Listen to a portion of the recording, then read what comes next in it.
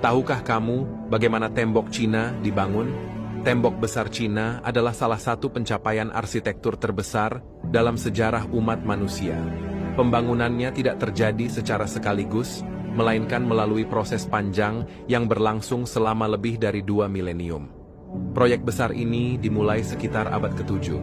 Sebelum Masehi, ketika negara-negara bagian di Tiongkok kuno seperti Qi, Yan, dan Zhao mulai membangun tembok-tembok pertahanan untuk melindungi wilayah mereka dari serangan bangsa nomaden dari utara.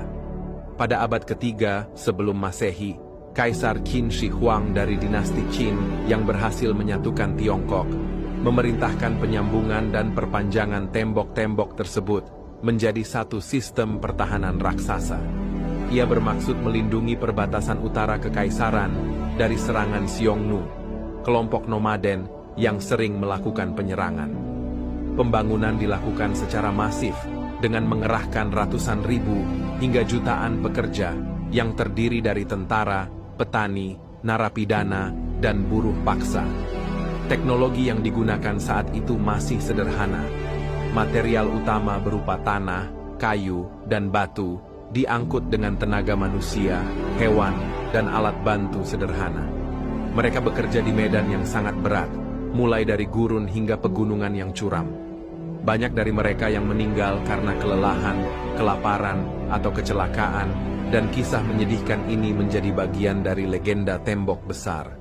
Selama dinasti Han dan dinasti-dinasti berikutnya, pembangunan dan perbaikan terus dilakukan.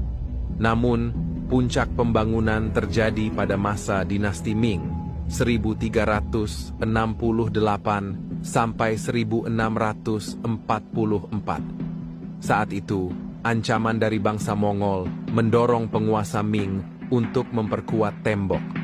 Mereka menggunakan batu bata dan batu besar yang lebih kokoh dibanding bahan sebelumnya. Selain itu, dibangun pula menara pengawas, pos penjagaan, dan benteng di sepanjang tembok, memungkinkan komunikasi militer yang cepat melalui sinyal asap atau api.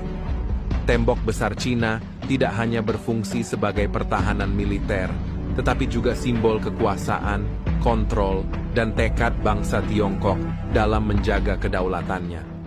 Meskipun tidak selalu efektif dalam menahan invasi, tembok ini tetap menjadi monumen sejarah yang menggambarkan kerja keras dan semangat kolektif rakyat Tiongkok. Dengan panjang lebih dari 21.000 km, tembok besar kini menjadi situs warisan